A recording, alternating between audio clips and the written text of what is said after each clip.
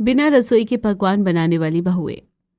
नंदिता गृह प्रवेश के लिए दरवाजे पर खड़ी है। आशा आरती उतार कर उससे कहती है, आओ छोटी बहू, घर में तुम्हारा स्वागत है। आज मेरा पूरा परिवार हो गया। मेरे घर में 3 बहुएं आ गई और छोटी बहू तू तो सबसे लाडली है। आज मेरे घर एक और लक्ष्मी आ गई। ये सुनकर नंदिता बहुत खुश हो जाती है। वो गृह प्रवेश करती है। उसकी सास उसे सभी से मिलवाती है। बहू, इनसे मिलो। ये तुम्हारे ससुर हैं, ये विकास और कुसुम। ये तुम्हारे बड़े जेठ और जेठानी हैं और ये तुम्हारे छोटे जेठ और जेठानी आकाश और शिवानी। दादी, हमें भी तो मिलवाओ ना, आप तो भूल ही गई। हाँ हाँ बच्चों, मैं तुम्हें बिल्कुल नहीं भूली हूँ। ये है हमारे घर के 2 शैतान बच्चे, किशन और नैना। नंदिता सभी से मिलती है और बातें करती है। उसके बाद नंदिता अपने कमरे में चली जाती है। शिवानी कुसुम से कहती है, कुसुम भाभी, सासू माँ कितनी प्यार से बात कर रही है ना छोटी बहू से।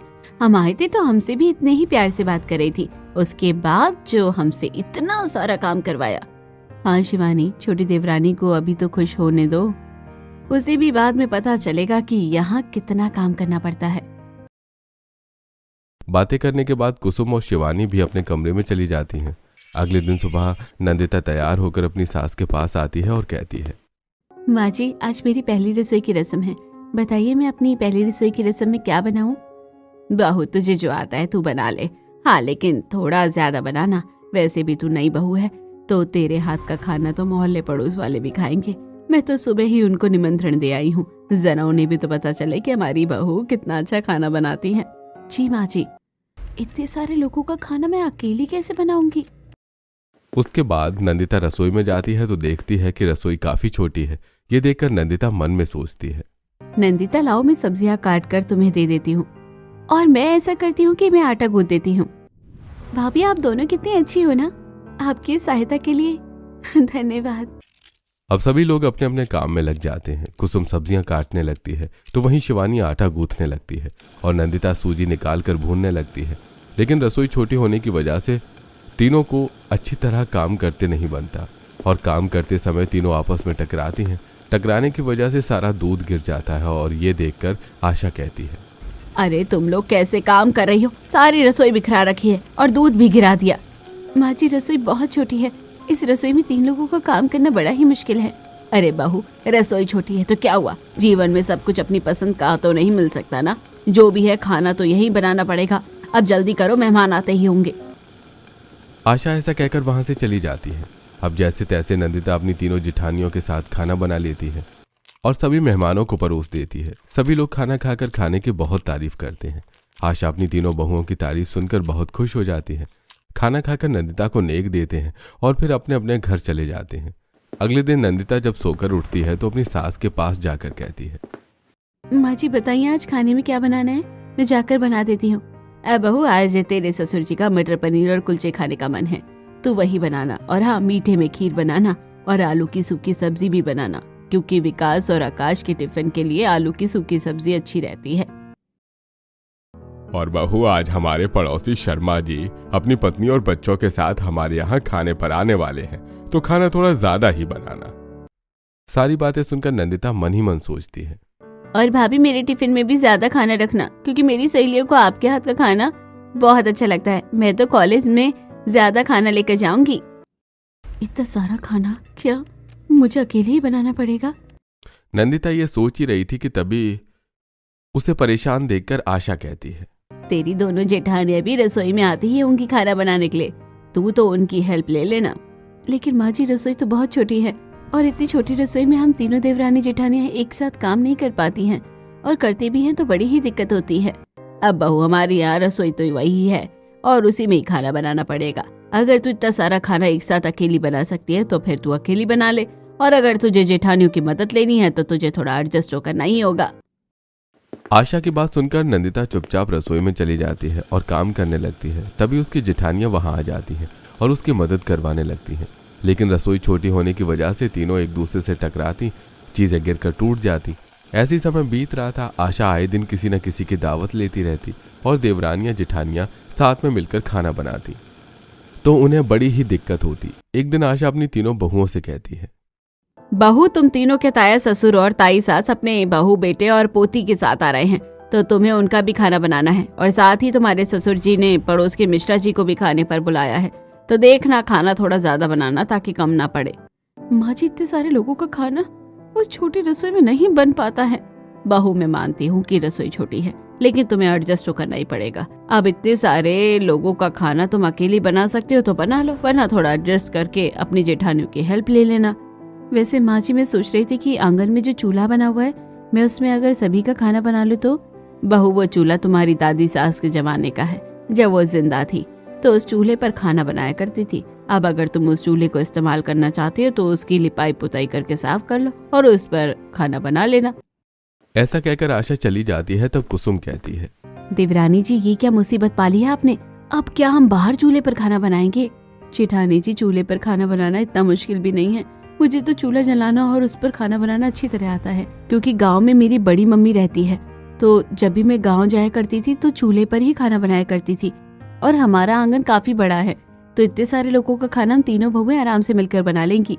नंदिता की बात सुनकर उसकी दोनों जेठानियां भी चूल्हे पर खाना बनाने के लिए तैयार हो जाती हैं और अब तीनों बहुएं आंगन में जाती हैं। नंदिता देखती है कि आंगन में 4 मुंह वाला चूल्हा है। ये देखकर नंदिता खुश होते हुए कहती है। अब नंदिता पहले चूल्हे के आसपास झाड़ू लगाकर साफ सफाई करती है। उसके बाद चूल्हे को मिट्टी से लीप लेती है। फिर कुसुम कहती है, भाभी, देख रही हो आप दोनों, ये 4 मुंह वाला चूल्हा है। इसमें तो हमारा खाना बहुत जल्दी बन जाएगा, और चूल्हे में बना हुआ खाना काफी स्वादिष्ट होता है।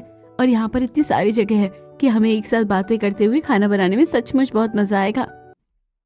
नंदिता, ऐसा करते हैं कि स्टोर रूम से बड़े बड़े पतीले और ये सब निकाल कर ले आते हैं, ताकि हम इतने लोगों का खाना उसमें आराम से बना सके।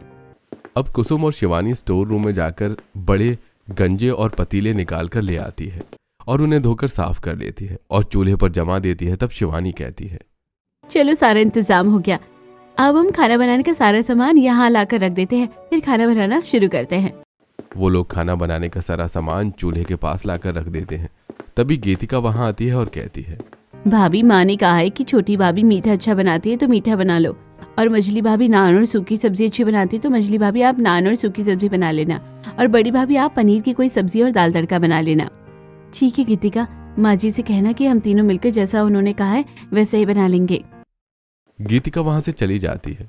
अब तीनों बहुएं मिलकर खाना बनाने लगती हैं और खाना बनाते बनाते शिवानी कहती है, वैसे नंदिता, तुम सही कह रही थी, यहाँ पर खाना बनाने में सचमुच मजा आ रहा है। बिना रसोई के पकवान मुझे लग रहा है कि रसोई के पकवान से ज्यादा अच्छे लगेंगे, अच्छे बनेंगे। हाँ भाभी, यहाँ पर जगह भी ज्यादा है और हम बड़े गंजों में चूल्हे पर खाना भी अच्छी तरह बना लेंगे। ऐसा कहते नंदिता एक चूल्हे पर सूजी भूनती है तो शिवानी दूसरे चूल्हे पर आलू की सूखी सब्जी बनाने लगती है। तो वहीं एक चूल्हे पर कुसुम पनीर की सब्जी बनाने लगती है। उसके बाद दाल तड़का और चावल भी बनाती है और फिर सभी लोग मिलकर रोटियां और पूड़ियां बना लेती हैं। खाना तैयार होने के बाद तीनों बहुएं हॉल में आती हैं तो देखती हैं कि ताया जी और उनके परिवार के सभी लोग वहां आ चुके थे। तभी अपनी बहुओं को देखकर आशा कहती है, नंदिता, ये तुम्हारे ताया जी और ताई जी हैं, उनके पैर छुओ। आशा के कहने पर नंदिता के साथ दोनों बड़ी बहुएं भी महेश और रागिनी के पैर छूती हैं। उसके बाद आशा ताया जी के बेटे रोहित और बहू मालती से भी मिलवाती हैं। त्रिशा कहती है, नहीं चाची जी, इन्होंने तो अब तक मुझे आपसे मिलवाया नहीं, मैं आपको खुद ही अपने आप से मिलवा देती हूँ। मैं हूँ इस घर की इकलौती बेटी त्रिशा। त्रिशा की बात सुनकर सभी हंस पड़ते हैं। तभी नंदिता कहती है, आपको कौन भूल सकता है, आप तो इतनी क्यूट हो। वो लोग ये बातें कर ही रहे थे कि तभी मोहल्ले से भी कुछ लोग आ जाते हैं। मोहन सभी का स्वागत करता है और फिर कहता है, अरे भाई लाओ, अब भाई जल्दी से खाना लगा दो। अब तीनों बहुएं मिलकर सभी को खाना परोस देती हैं। सभी लोग खाना खाकर तीनों बहुओं की काफी तारीफ करते हैं। महेश कहते हैं, अरे वाह भाई वाह, भाई साहब आपकी तीनों बहुओं ने बड़ा ही शानदार खाना बनाया है। ऐसा लग रहा है कि खाना रेस्टोरेंट से आया हुआ है। भाई साहब, मेरी बहुओं ने बिना रसोई के पकवान बनाए हैं। दरअसल ये पकवान बाहर आंगन में चूल्हा जलाकर बनाए गए हैं, इसलिए इसमें देसी खुशबू और स्वाद है। बहन जी, मानना पड़ेगा, आजकल के जमाने में भी आपकी बहुओं ने चूल्हे पर खाना बनाया है। हाँ जी माँ जी, आप सही कह रही हैं। आप तीनों ने बड़े ही देसी अंदाज में बड़ा ही स्वादिष्ट खाना बनाया है, खाकर तो जैसे मन ही भर गया। महेश के परिवार के साथ साथ आज पड़ोस वाले भी तीनों बहुओं के हाथ के बने खाने की बड़ी तारीफ करते हैं। तब गंगा कहती है, वैसे आशा, तेरे बहुओं ने सचमुच बड़ा ही स्वादिष्ट खाना बनाया है, खा के तो मजा ही आ गया।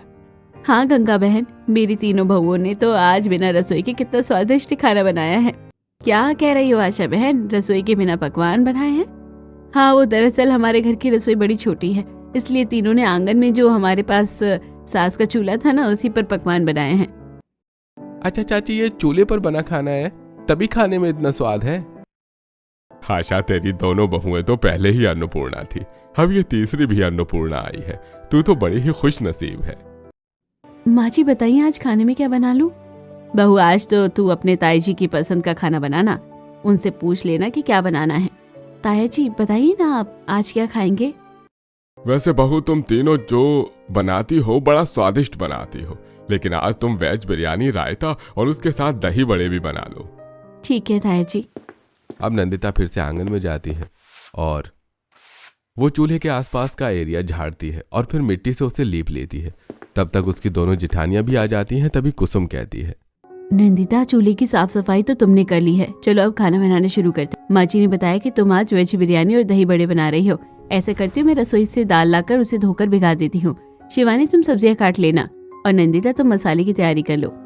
सभी लोग अपने अपने काम में लग जाते हैं। कुसुम रसोई में जाती है और दाल निकाल कर आंगन में लेकर आती है। वो पहले पतीला लेती है और फिर पानी डालकर उसे भिगो देती है और दूसरी तरफ शिवानी रसोई में ढेर सारी सब्जियां लेकर आती है और आंगन में बैठकर काटने लगती है। तो वहीं नंदिता बाहर चूल्हे के पास रखे सिलबट्टे पर मसाला पीसने लगती है। उसके बाद नंदिता चूल्हा जलाती है और तीनों मिलकर चूल्हे पर खाना बनाती हैं। नंदिता चूल्हे पर दही बड़े सेकने लगती है, तो वहीं शिवानी वेज बिरयानी को तड़का देती है और कोमल रायता और चटनी बनाती है। खाना बनने के बाद वो लोग मिलकर सभी को खाना परोस देती हैं। सभी लोग खाना खाते हैं और थोड़ा आराम करते हैं। फिर शाम को गीतिका अपनी भाभियों से कहती है, भाभी, मालती भाभी मार्केट जाने का कह रही थी, तो आप तीनों तैयार हो जाइए, हम मालती भाभी को मार्केट घुमा देते हैं। ठीक है गीतिका। अब सभी लोग तैयार होकर मार्केट के लिए निकल जाते हैं। बाजार जाकर मालती अपने लिए कुछ शॉपिंग करती है, तो वहीं कुसुम, शिवानी और नंदिता भी खाना बनाने के लिए कुछ मसाले और सामान खरीदती हैं। शॉपिंग के बाद मालती कहती है, भाभी गीतिका, शॉपिंग तो हमारी हो गई, अब बहुत भूख लग रही है, क्यों ना हम कुछ खाएं?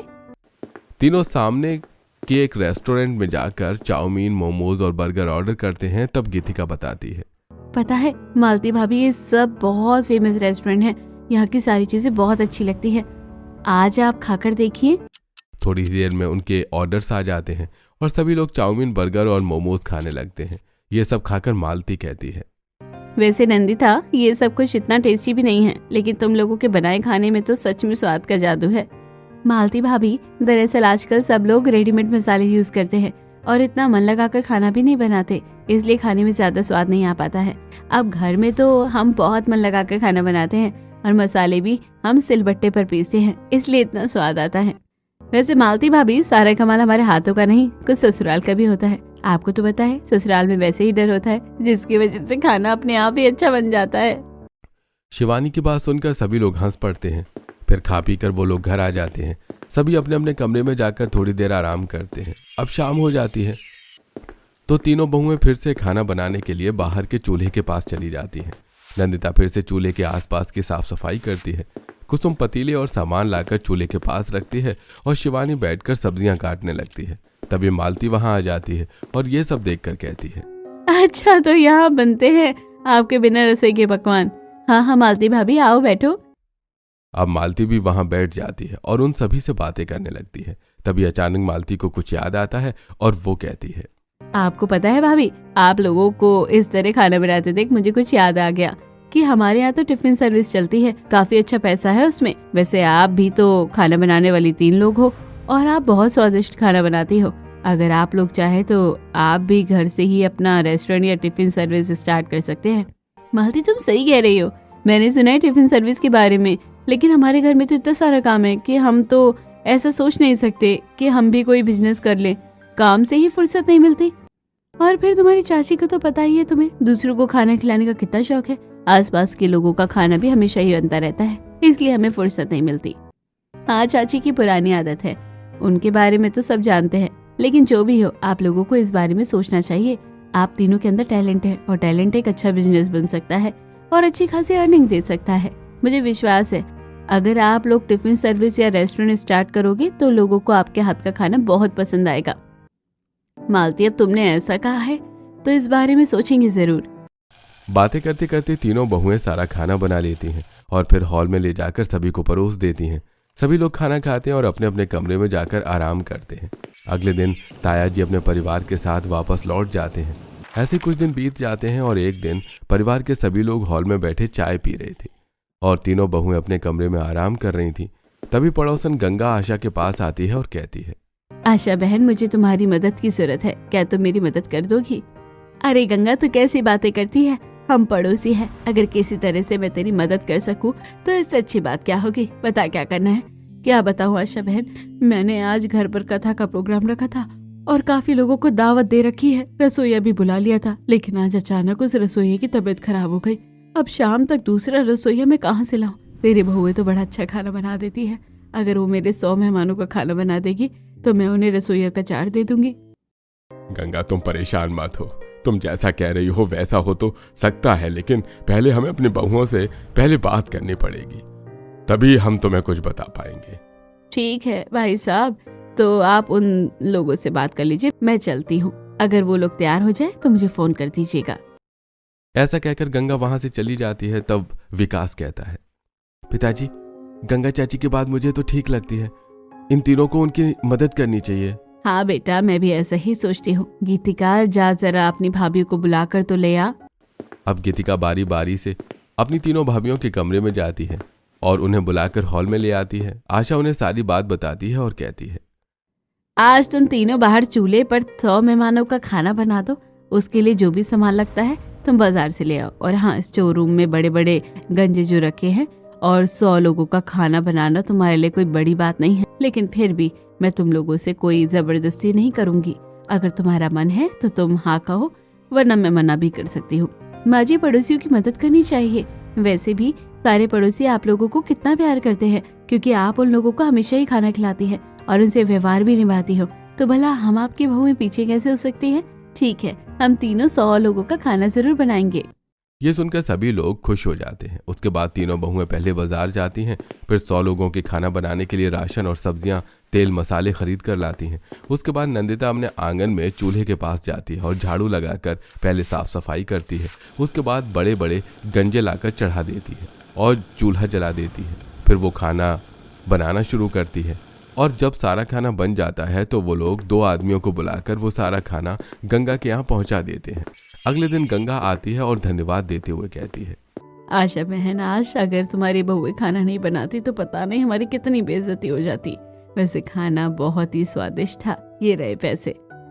पैसे देने के बाद गंगा फिर से कहती है, वैसे नंदिता बहू, तुम लोगों को तो घर पर ही अपना एक रेस्टोरेंट शुरू कर देना चाहिए। वैसे भी हमारे गांव में ऐसा कोई घर से चलाने वाला रेस्टोरेंट नहीं है जो इतना स्वादिष्ट खाना देता हो। कल हमारे घर में जो मेहमान आए थे वो यही कह रहे थे, जिन लोगों ने खाना बनाया है अगर वो घर से रेस्टोरेंट शुरू करते हैं तो वो सब वहाँ से खाना खरीदेंगे। वैसे गंगा चाची सही कह रही हैं।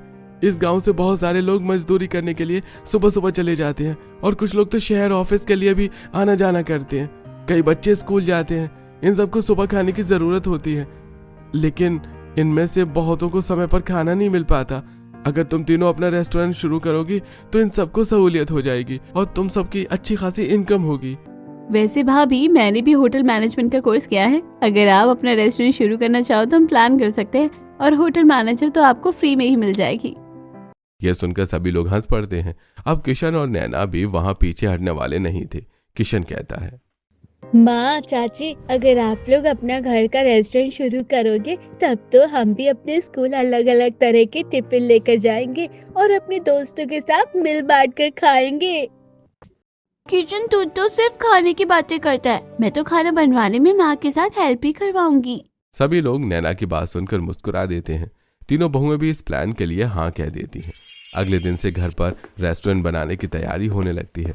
इसके लिए तीनों बहुएं बाजार जाकर अनाज, मसाले, तेल ले आती हैं। तो वहीं देवेश एक बड़ा सा बोर्ड बना देता है जिस पर लिखा था घर का खाना रेस्टोरेंट। साथ ही वहां नीचे लिखा हुआ था कि स्वादिष्ट खाना कम पैसों में उपलब्ध है। इधर आशा और गंगा ने मिलकर सारे गांव में इस रेस्टोरेंट की खबर फैला दी थी। अगले दिन सुबह उठकर तीनों बहुएं आंगन में जाती हैं और बड़े बड़े गंजे रखकर उनमें खाना बनाना शुरू कर देती हैं। तब नंदिता कहती है, चलो भाभी जल्दी जल्दी खाना बनाना शुरू करते हैं, वरना अगर कोई हमारा खाना खाने आ गया तो उसे हम क्या देंगे। हाँ नंदिता, ऐसा करती हूँ कि मैं सब्जियाँ काट कर बाहर रख देती हूँ, तुम मीठे में हलवा बना लो और शिवानी तुम जल्दी से पूरी और रोटी के लिए आटा गूंथ लो। तीनों बहुएं अपने अपने काम में लग जाती हैं और खाना बनाना शुरू कर देती हैं। तभी गीतिका वहां आ जाती है और चेयर पर बैठते हुए कहती है, भाभी मैं भी अपने समय पर आ गई हूँ और आपके इस रेस्टोरेंट का जो रिसेप्शन है वो तो मैं ही संभालूंगी। हाँ गीतिका, रिसेप्शन तुम ही संभालना और भगवान ने चाहा तो हमारी अच्छी कमाई हुई तो हम तुम्हें अच्छी पेमेंट भी दे देंगे। पेमेंट तो मैं ले लूंगी भाभी और साथ में बोनस भी लूंगी। तीनों भाभियां गीतिका की बात सुनकर बहुत खुश हो जाती हैं और खाना बनाने में लग जाती हैं। सभी मिलकर खाना बनाती हैं। थोड़े ही समय में खाना बनकर तैयार हो जाता है। तभी बोर्ड पढ़कर 4-5 लोग वहां आते हैं और वहीं लगी कुर्सियों पर बैठ जाते हैं। तीनों बहुएं मिलकर उन सभी को खाना सर्व करती हैं और वो लोग खाना खाकर उसकी पेमेंट करते हैं और तारीफ करके चले जाते हैं।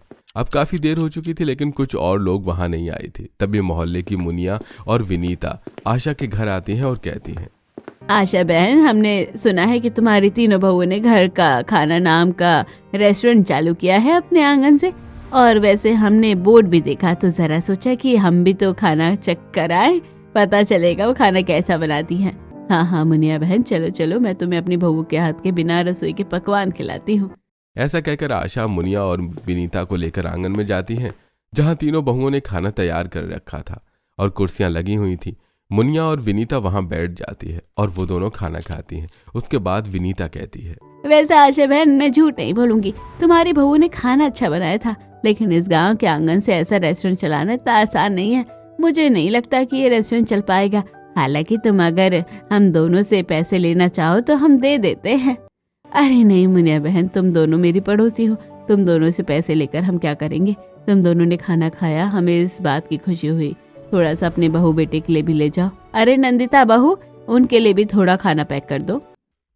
अब नंदिता उन्हें थोड़ा खाना पैक करके दे देती है। वो लोग बाहर चली जाती हैं। तभी विनीता कहती है, आशा बहन को भी पता नहीं क्या सूझी कि घर में रेस्टोरेंट खुलवा लिया। अरे अगर ऐसे ही घर में रेस्टोरेंट चल सकता है तो फिर बड़े बड़े रेस्टोरेंट की क्या ही जरूरत पड़ती। वैसे बहन, हमारे लिए तो अच्छा ही है, कभी कभी हम घूमते फिरते ऐसे ही आ जाएंगे और हमें खाना खाने को मिल जाएगा।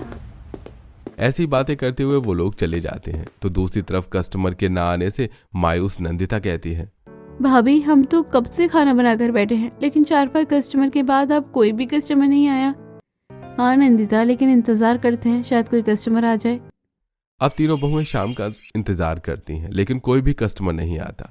तब शाम को मोहन वहां आकर बचा हुआ खाना देखता है तो कहता है, अरे आज तो रेस्टोरेंट में खाना खाने के लिए ज्यादा कस्टमर नहीं आए और अब यह खाना सुबह तक खराब हो जाएगा। इसलिए ऐसा करो बहू कि इस खाने को गांव में बंटवा दो।